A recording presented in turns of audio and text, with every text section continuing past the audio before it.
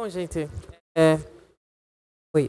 É, então, vamos começar a palestra chamada Desempacando Como Conseguir um Trampo na Indústria de Jogos. Espero que vocês gostem. Primeiro, eu acho que é interessante. Oi. Eu acho que é interessante eu falar quem sou eu, para quem não me conhece, né? E também quem.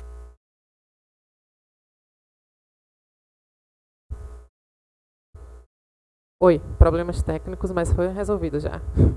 Quem já me conhece também saber um pouco mais de detalhes de onde eu tô, né? Qual o caminho que eu trilhei.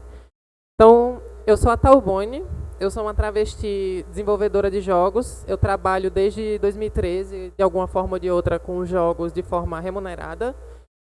Mas atualmente eu estou trabalhando na Rogue Snail, que é um dos maiores estúdios do Brasil de jogos.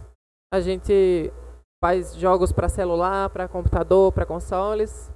E atualmente eu trabalho como designer de narrativa na Rogue Snail. Também já trabalhei em várias outras áreas de game dev. Já fui artista, já fui PR, já fui social media de jogos, enfim, várias coisas. Como dá pra ver aqui, né, nessa áreazinha aqui, sempre quis usar esse laserzinho. Nessa área aqui, ó, tem várias coisas da minha experiência, ó. Já trabalhei em vários lugares, então assim, eu não sou a dona da verdade. Eu acho importante frisar nesse slide aqui que eu não sou a dona da verdade. O que eu vou compartilhar com vocês são as informações e as experiências que me ajudaram a conseguir essas oportunidades que eu consegui e chegar onde eu cheguei. Então vamos começar do início da nossa historinha. Todo mundo aqui já foi novinho, eu quero tanto trabalhar com jogos, eu quero tanto fazer joguinho, ganhar dinheiro fazendo aquilo que me diverte. Quem nunca, né? E aí começa a estudar. Eu vou estudar como é que faz jogo, vou estudar quais são as áreas de jogo que tem, não sei o quê. E agora eu tô fera, estudei bastante e agora eu vou conseguir o meu emprego. E aí acontece isso, a gente empaca. Tenta e não consegue. Então, essa é a primeira parte, é o passo zero. Eu quero mesmo trabalhar com jogos, porque a cerca é muito alta. Trabalhar com jogos não é fácil, gente. Trabalhar com jogos, na verdade, nem nada perto da diversão, do entretenimento que a gente tem enquanto a gente joga. Na verdade, é tipo o lado oposto da moeda. Trabalhar com jogos é dolorido, trabalhar com jogos é desgastante e cansativo. Então, realmente, eu quero trabalhar com jogos? Eu acho que essa é a primeira pergunta, a mais importante a se fazer. Por isso que é o passo zero, né? E a gente vai ter que aprender como pular essa cerca que é tão alta, né?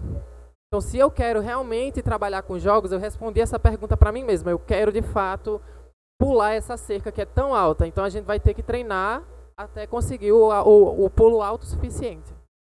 Então, a gente ainda não vai para o passo 1. A gente vai para o passo 0.5, que é mais uma pergunta. Com o que em jogos eu quero trabalhar? Essa lista eu botei aqui só para ilustrar para vocês. É uma lista do Hitmarker, que é uma plataforma de trabalho de vagas em jogos, que mostra mais ou menos a quantidade de coisas que existem dentro da indústria de jogos que dá para se fazer. Dá para viver de cada uma dessas letrinhas pequenininhas aqui, ó. Cada bolinha é um cargo que você pode ter dentro da indústria de jogos. E essa é a pergunta que vocês têm que se fazer depois que vocês se confirmaram, assim, eu quero realmente trabalhar com jogos. Então agora eu tenho que saber com o que eu vou trabalhar dentro de jogos. Se é um artista, é um programador, é um roteirista, é um game designer, tem várias e várias áreas. É muito importante saber o que vocês gostam, é muito importante saber o que vocês são bons e é muito importante saber o que vocês vão aguentar fazer por muito tempo. Passo 075, porque a gente ainda não chegou no 1. Onde em jogos eu quero trabalhar? Hoje a gente tem as possibilidades de trabalhar tanto presencial quanto remoto. Então é importante ter essa decisão de, eu quero trabalhar remoto, eu quero trabalhar presencial, eu consigo trabalhar híbrido ou não, porque isso vai identificar melhor quais as vagas que vocês vão aplicar. Da mesma forma que é importante saber a área que vocês querem trabalhar, é muito importante também saber a modalidade que vocês querem trabalhar. Porque muitas das vezes vai ter uma oportunidade que existe no presencial que não vai existir no remoto e vice-versa. Então vai da pessoa qual é a modalidade que ela prefere. Agora sim a gente chegou no passo 1. Bora correr atrás. Pegue sebo nas canelas, correr atrás de vaga. E aí tem as várias plataformas de vagas que a gente tem na internet hoje em dia para jogos. Então tem o LinkedIn, que é muito utilizado na indústria de jogos. Tem o Hitmarker, que é uma plataforma exclusiva e focada na indústria de jogos, tanto desenvolvimento enquanto também esportes. Mas pode ser que essa procura seja um pouco pesada, né? No fim das contas, você vai buscar vaga e não vai conseguir resposta. Então a gente vai voltar um pouquinho, porque o passo 1 foi cedo demais. Então vamos para o 0.9. Portfólio e currículo para jogos. A gente constrói o nosso portfólio, o nosso currículo. A gente está construindo uma página da loja, por assim dizer, e o produto somos nós. Então é muito importante que a gente saiba vender o nosso peixe. Aqui, por exemplo, eu voltei esse slide aqui para mostrar para vocês com um pouco mais de detalhamento como é, por exemplo, a minha página pessoal do LinkedIn. É uma página que tem uma área de sobre muito bem detalhada, explica a minha trajetória, explica com quem é que eu já trabalhei, quem eu sou, quais são os meus valores.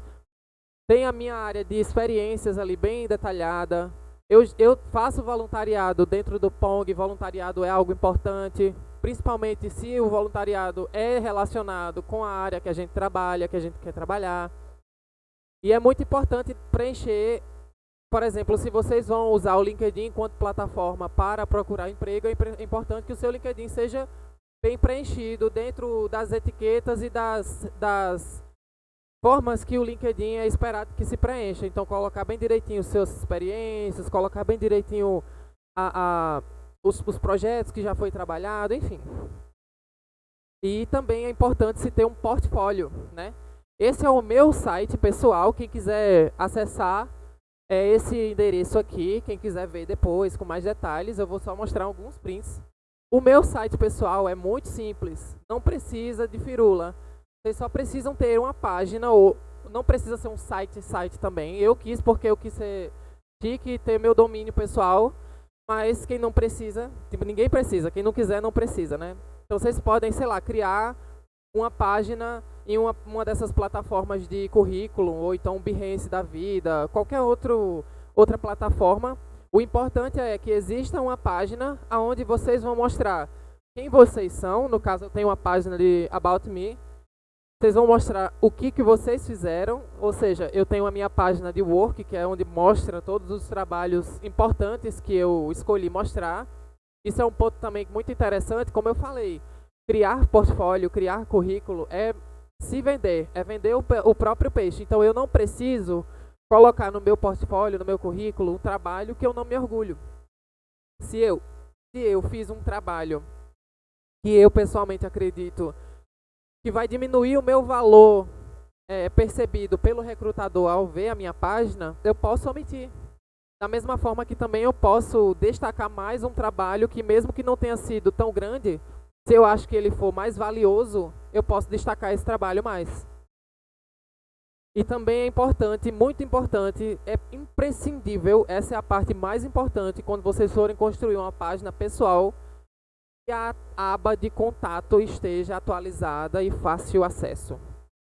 Sempre é bom se colocar no lugar do recrutador que vai receber os seus contatos e vai ter lá o interesse de contatar vocês. É importante que esse contato seja fácil e é importante que esse contato seja claro. Então, por isso eu tenho na minha página pessoal uma aba inteira só para contato, com todos os meus links de todas as redes sociais.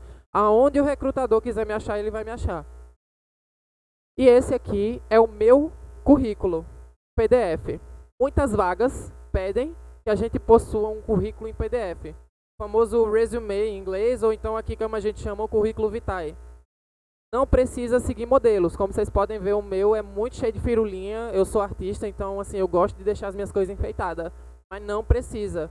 Lembrem-se sempre, se colocar no lugar do recrutador em primeiro lugar para tentar imaginar o que ele vai querer ver primeiro. Então, por isso que no meu caso, a primeira coisa que tem no meu currículo é quem eu sou e logo após é o que eu trabalhei. Por último, eu tenho as outras coisas que vão colocar a cobertura, a cerejinha em cima do bolo para que o recrutador realmente queira me contatar. E no final eu tenho os contatos também, mais uma vez, tudo muito claro e fácil de acesso. Agora sim, agora a gente tem o currículo, o portfólio, o LinkedIn, tudo arrumado. Agora a gente volta para o passo 1. De novo, agora vai. Aí agora é que é a parte que mais cansa todo mundo que está procurando trampo na área de jogos. A gente tem que tentar muitas vezes. Porque as vagas sempre vão ser muito concorridas. Jogos é uma área muito concorrida sempre. Então vai ser necessário aplicar para várias vagas e tentar várias vezes, porque vocês, com a mais absoluta certeza, não vão conseguir na sua primeira tentativa. E nem na segunda. E muito provavelmente nem na terceira. É uma questão de perseverança e persistência, mesmo que a gente esteja com tudo certinho, não é fácil. Agora o passo 1.1, que é um bônus, é as coisas que quase ninguém fala. Eu coloquei que ninguém fala ali, mas é um exagero. É quase ninguém fala. Tem muita gente que fala também. Networking é muito importante. Se vocês sabem exatamente a vaga que vocês querem, a área que vocês querem, a modalidade que vocês querem, vocês já estão com o portfólio montado, vocês estão com 90% do caminho, mas ainda não está no 100%. É muito importante conhecer pessoas que também trabalhem nas mesmas áreas que vocês. É muito importante conhecer pessoas que trabalham nas empresas que vocês querem trabalhar, porque isso vai ajudar com que todos esses passos anteriores sejam feitos de uma maneira muito mais eficiente e apropriada, tanto para a vaga, quanto para a modalidade, quanto para a empresa que vocês querem aplicar. Entrevistas também são um ponto muito de tensão, porque muita gente não sabe ou não tem experiência em se portar em entrevistas.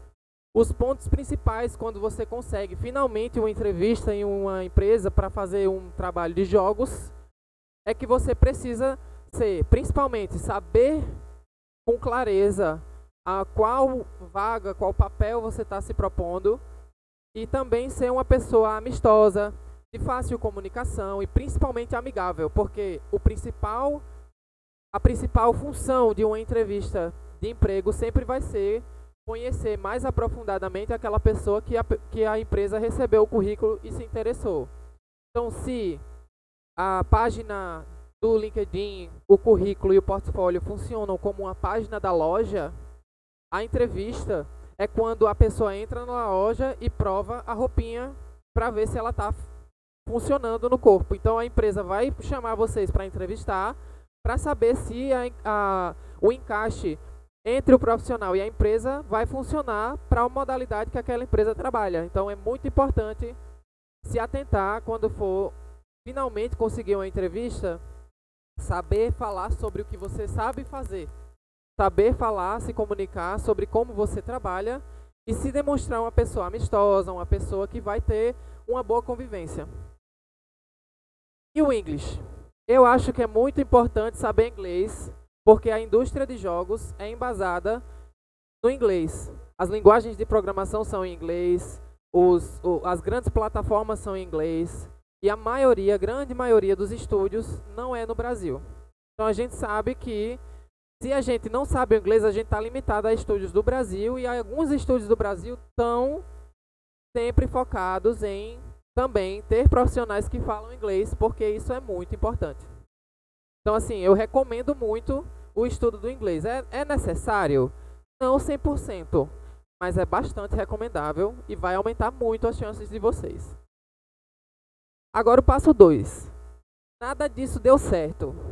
Eu tentei, fiz tudo certinho, estudei meu inglês, fiz a entrevista bonitinha e não deu certo. E agora? O que eu faço?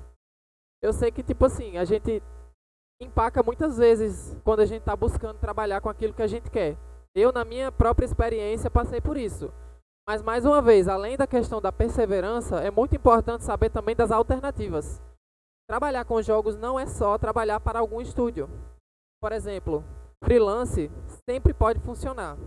É possível trabalhar com jogos como freelancer, é possível trabalhar com jogos como indie, E é muito importante saber dessas alternativas para que a gente possa, tipo assim, mesmo que eu queira muito trabalhar no estúdio, eu posso, enquanto eu não consigo o meu emprego dos sonhos, trabalhar de outras formas que também são dentro de jogos e que vão ao longo do tempo também me ajudar a conseguir o meu emprego dos sonhos.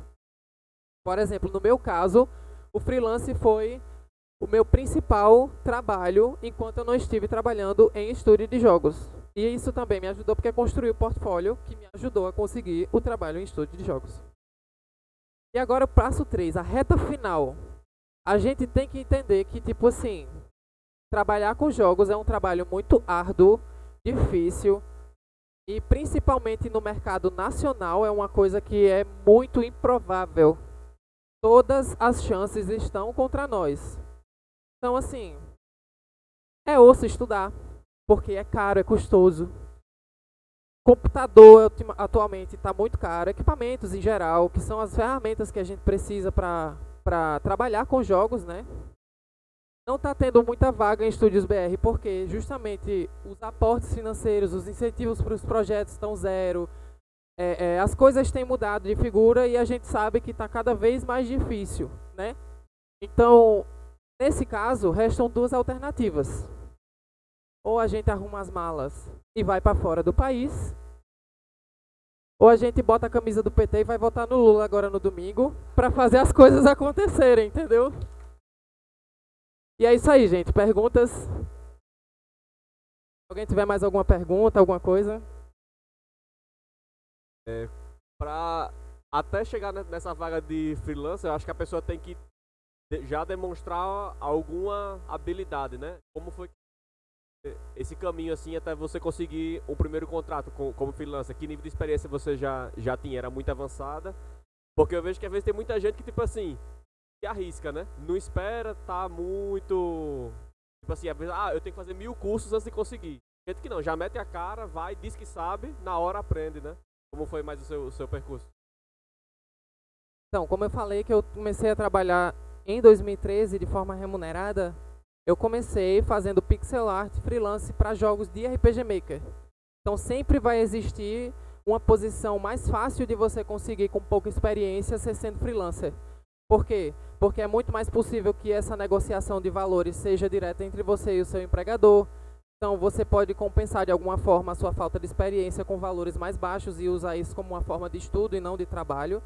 Também é possível que você possa, tipo, mesmo estudar e conseguir um pouco mais de experiência antes de conseguir o freelance e através mesmo dos estudos conseguir o freelance. Por exemplo, eu fundei a Demerara Games juntamente com o Thiago e o pessoal e foi através da faculdade que eu fui atrás para poder melhorar as minhas skills para poder fazer freelance. Então, as coisas elas são muito conectadas. O freelance é meio que uma forma de entrada de baixa dificuldade, por assim dizer. Você pode, por exemplo, começar a fazer pico para estúdio indie, ou então, sei lá, chamar amigos e fazer alguma coisa e lançar e ganhar uma graninha sobre isso. Mas assim, não necessariamente você precisa estar já muito foda para conseguir um job freelance. O importante é principalmente se envolver nas comunidades para saber quais são as oportunidades que vão estar no seu nível de proficiência, né? Por exemplo, se uma pessoa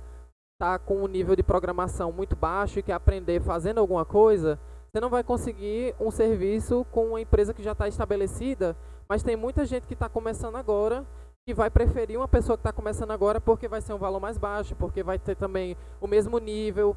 Então, assim, o principal para se conseguir freelance é a questão do networking e não necessariamente só com empresas, e sim com todo mundo que trabalha na área. Seja, por exemplo, aqui o Pong, que tem os encontros mensais e sempre aparece gente querendo fazer coisa. Ou então, nos eventos, tem SB Games, que rolou essa semana agora, tem Big, BGS, vários eventos que acontecem, tem as comunidades online. Então, através disso tudo, por exemplo, eu comecei em comunidade online. Então eu usava fórum, que era fórum de tutorial de RPG Maker, e fórum de... A galera compartilhava, né, scripts e coisas, e lá dentro desse fórum se criavam equipes. Normalmente, tipo, naturalmente, as equipes surgiam, e era daí que eu tirava os meus primeiros trocados com pixel art. E aí assim eu fui evoluindo e conseguindo serviços cada vez melhores. Queria que você explicasse um pouquinho a questão das experiências na Game Jam, nas Game Jams, o quanto é importante participar da portfólio. E você, né, que é a grande vencedora de vários troféus.